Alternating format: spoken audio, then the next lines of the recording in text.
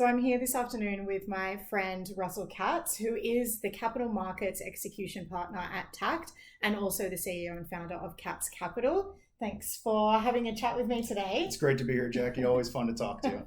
So basically this came about because we were having a chat this morning about the situation in Venezuela, and Trump has obviously gone in with he's got the president now, Maduro, in custody in the US, but what we were talking about was more around the global kind of realpolitik of the situation. And I found that really interesting because of your expertise in this area.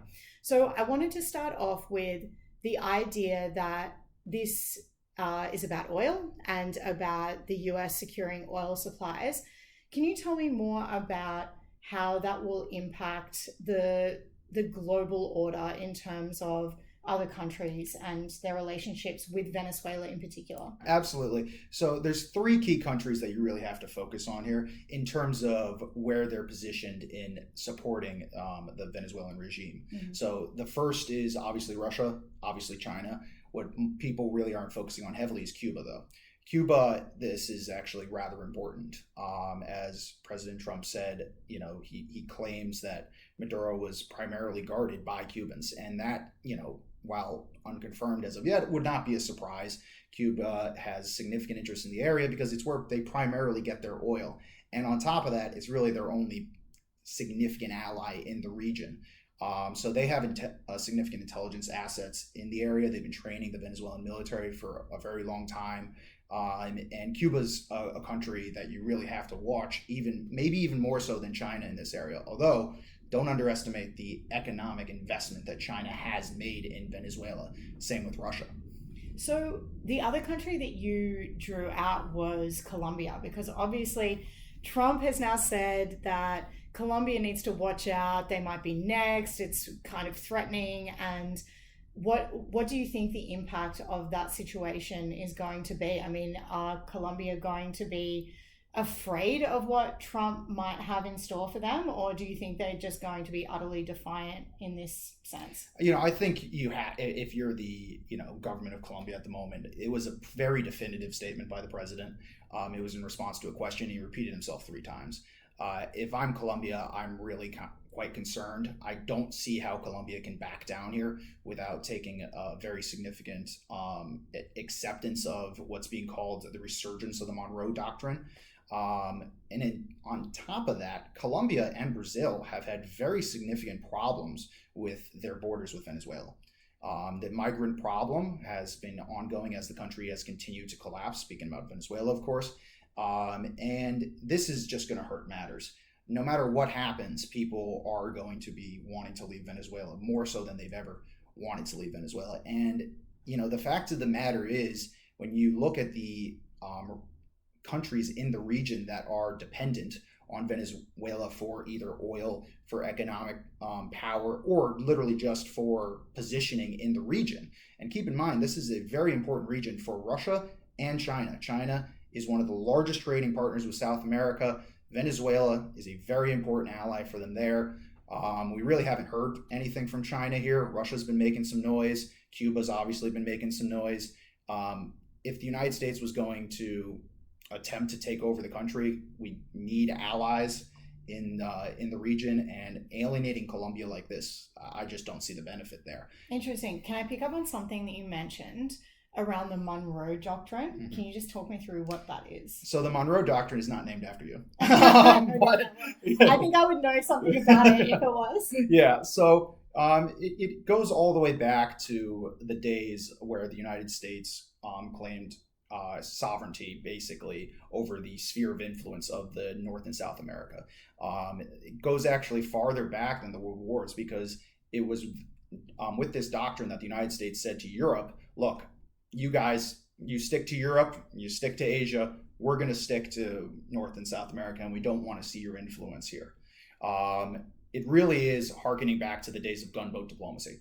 And there's really no other way to put it. So by the Trump administration and other members of the Republican establishment citing the Monroe Doctrine, what that is on no uncertain terms saying North and South America is our territory. People are not able to come in and influence that without our permission. and we're going to be asserting that with gunboat diplomacy. Interesting. So it's sort of like, I mean, is it similar to how Putin is engaging with Ukraine? Absolutely. There's no way that you can look at this in any other context. It is a rather hypocritical position that the United States has now found itself in. I think as well, it's a very look. The world is a much different place, especially with South America, than it was in the late 1800s. South America is a lot more sovereign at this time. They have their own interests, and quite frankly, they are a lot more embedded in the globalization of the world than the United States likes to admit, and that includes China. There's no scenario where China just says, okay, we've invested hundreds of billions of dollars into this region, both from a infrastructure standpoint, but also from a political influence standpoint. And we've just decided we're going to pack that up with no consequences. The same with Russia and Cuba. Look, if this goes well for the president, and I'm Cuban leadership at the moment, I know that I'm absolutely next on the docket. So Cuba cannot allow this to be a simple transition in Venezuela. So another historical event that you referred to in our chat this morning was around Saddam Hussein and the oil grab in the 90s, and how this might be similar in that at that time Hussein decided that he would basically sabotage the oil wells before they retreated. So where do you think that risk exists here? Like, how does the US think about the same kind of thing happening in Venezuela? I think it's a very strong risk. I think the president must have an idea that is a significant risk, even though if you look at the rhetoric coming out of the White House at the moment, it really just ignores that possibility. But I just want to take a step back, actually, Jackie, for a second, and talk about the oil production in Venezuela. Everybody knows Venezuela used to be one of the primary producers of oil, and that has obviously continued to drop over the years. And then it really comes down to two primary causes. Yes, there's corruption, and there's ineptness in the government, and then there's theft. But aside from that, those cause two main symptoms. First is that it caused all the skilled labor to leave the country. That means that's everything from actually producing new wells, which is a lot more specialized than people realize, but it's also maintenance. So Venezuela's oil fields have not been properly maintained for a very long time. It's hard to tell exactly how long. I mean, we're talking over a decade, though. And on top of that, they haven't been able to produce or get replacement parts for a lot of their wells. But it's not just their wells, it's their pipelines. It's their export infrastructure at the ports. Exporting oil is not an easy scenario, and it is highly vulnerable to attacks. And so basically you're saying that the US can't just go in and turn on the tap of oil. No, there's not a tap to be turned on. And you really can be certain about this because just look at Russia. Russia gets a lot of oil from Venezuela. China gets a lot of oil from Venezuela. They would love to get more oil from Venezuela. Same with Cuba. If it was a simple matter of just turning on the tap, they would have done it a long time ago. We're talking about a very, very significant CapEx investment from U.S. companies that's going to be required. This is going to take a tremendous amount of time to actually first identify what are the problems in these pipelines, export facilities, the actual wells themselves. And that's going to take billions of dollars just to figure out. This is not a scenario that's going to be done in weeks. And that's assuming that Venezuela, China, Cuba, Russia, the cartels in Venezuela say, you know what, we're actually okay with the United States coming and taking over. We're not going to do anything. Going back to your question about Saddam Hussein, look, there are huge, times in history. The Saddam Hussein incident is one of them. They blow up the oil wells. Oil wells are not a difficult thing to sabotage. You just stack a bunch of explosives at the base of a lot of these wells. That causes tremendous environmental disasters, which are not only terrible for the health of the population on a long-term basis, but are also make it tremendously more difficult to get in and start producing again. On top of that, there's the risk of constant sabotage. There's also the risk of booby trapping. So even if we think something's all clear, we're going to have to check everything to make sure that it is actually all clear. And then on top of that, one other thing I want to point out, Jackie, there was a report leaked by Politico back in early December. And I did share this with you. And President Trump went to oil executives and said, hey, theoretically in an uncertain time, if Maduro was gone, would you guys go in? And they all said, no, we're not interested. And I can absolutely understand why. It's huge security risks. We're very much so at risk of a civil war. And on top of that, it's just a huge amount of investment that's going to need to be made to actually get things up and running again in the country.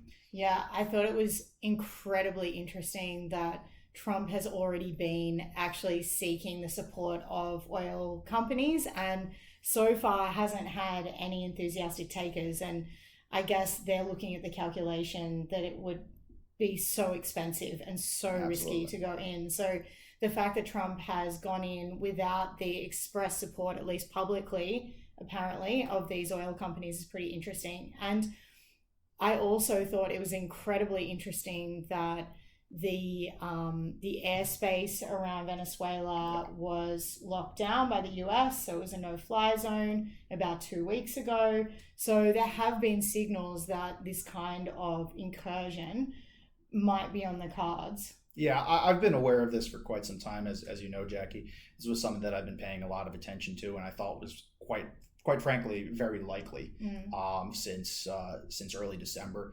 The United States has set up a blockade, set up a no-fly zone, and then on top of that was moving troops into the region.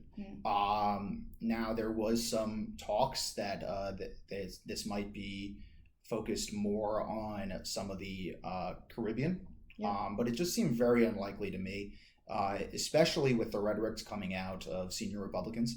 I think it can be very difficult with this administration to know when to take their word for something.